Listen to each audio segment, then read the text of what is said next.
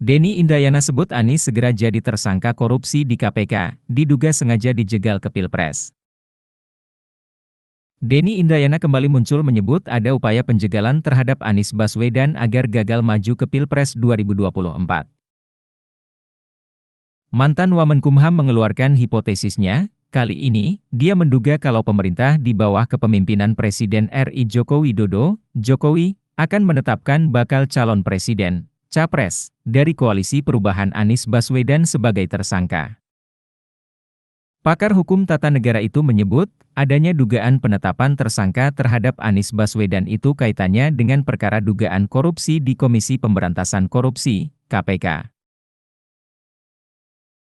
Bahkan kata Denny, hasil hipotesisnya itu sudah bukan menjadi rahasia publik, atau dalam kata lain, sudah ada beberapa pengamat yang menyatakan hal demikian.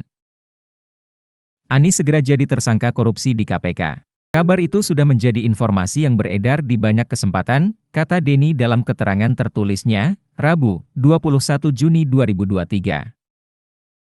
Bukan hanya saya, banyak yang sudah mengatakannya, Ferry Amsari, Zainal Arifin Mokhtar, misalnya, dalam beberapa podcast sudah menyatakan, sambungnya.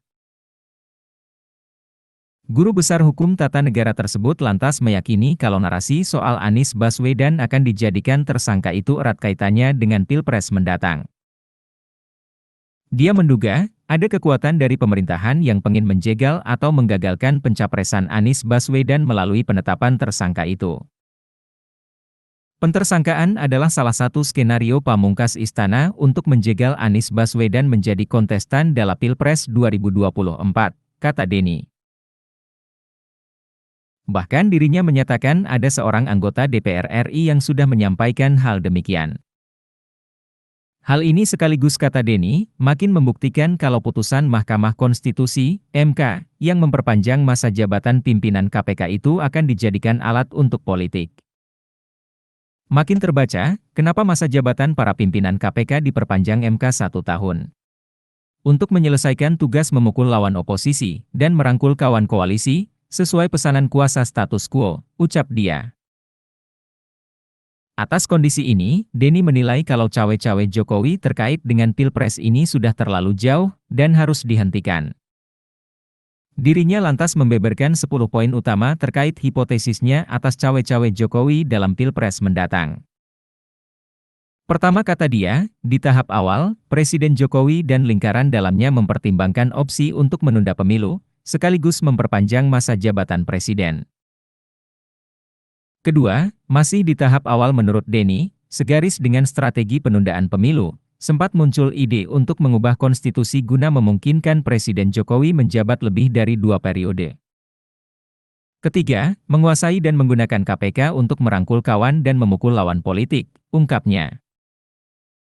Selanjutnya, keempat, Jokowi juga disebut Denny menggunakan dan memanfaatkan kasus hukum sebagai political bargaining yang memaksa arah parpol dalam pembentukan koalisi Pilpres. Kelima, jika ada petinggi parpol yang keluar dari strategi pemenangan, maka dia beresiko dicopot dari posisinya. Keenam, menyiapkan komposisi hakim Mahkamah Konstitusi untuk antisipasi dan memenangkan sengketa hasil Pilpres 2024, tutur dia.